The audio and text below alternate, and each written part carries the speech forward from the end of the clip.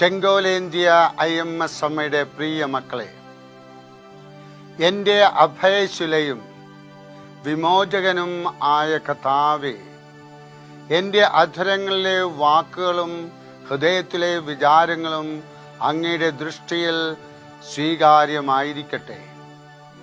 നാം പറയുന്ന വാക്കുകൾ ദൂരവ്യാപകമായ ഫലങ്ങൾ പുറപ്പെടുവിക്കുവാൻ തക്കവണ്ണം ശക്തമാണ്. അവിവേകമായി പറയുന്ന വാക്കുകൾ ദൈവത്തെയും മനുഷ്യനെയും നമ്മിൽ നിന്ന് അകറ്റും.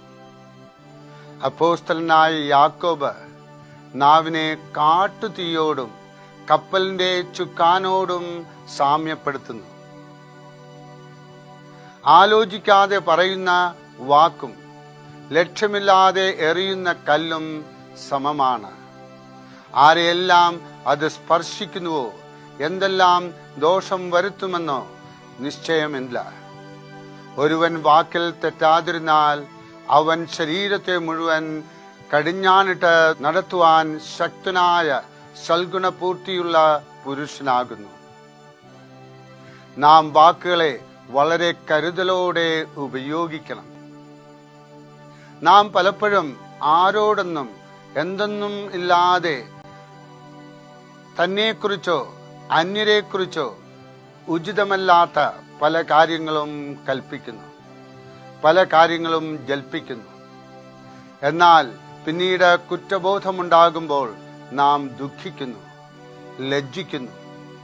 ആത്മനിയന്ത്രണത്തോടെ സംസാരിക്കുന്നത് ജീവിത നിലവാരം ഉയർത്തുന്നതിനും ആത്മാഭിമാനം സംരക്ഷിക്കുന്നതിനും ആവശ്യമാണ്.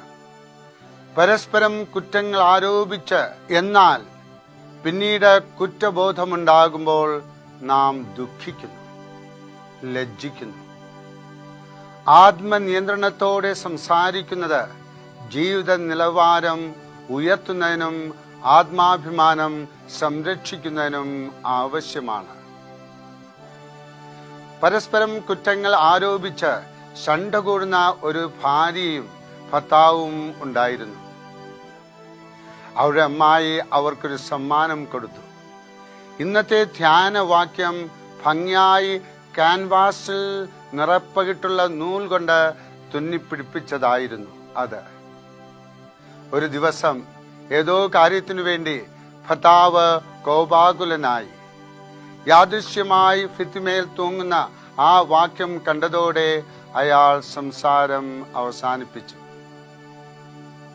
അല്പസമയത്തിനു ശേഷം ഭാര്യ പരദൂഷണം പറയുവാൻ ആരംഭിച്ചപ്പോൾ ഭർത്താവും ഭാര്യയെ വാക്യം ചൂണ്ടിക്കാണിച്ചു. സംസാരം മുഴുവനാക്കുവാൻ ഭാര്യയ്ക്ക് കഴിഞ്ഞില്ല. ആ ദമ്പതികളുടെ പിൽക്കാല കുടുംബജീവിതം കൂടുതൽ സന്തോഷകരമായിരുന്നു. സംസാരത്തിന് കടിഞ്ഞാണിട്ട് മിതത്വവും ഗൗരവവും പരിരക്ഷിക്കണമെന്ന് ഇത് നമ്മെ പഠിപ്പിക്കുന്നു.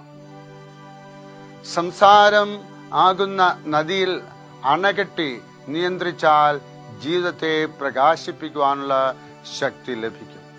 അതിനുള്ള കൃപ നിങ്ങൾക്ക് ഓരോരുത്തർക്കും IMS അമ്മ നൽകട്ടെ, നിങ്ങളെ അനുഗ്രഹിക്കട്ടെ. യഥാർത്ഥ സംസാര ശൈലിയിലേക്ക് നിങ്ങളെ ഓരോരുത്തരെയും കടത്തിക്കൊണ്ടുവരട്ടെ.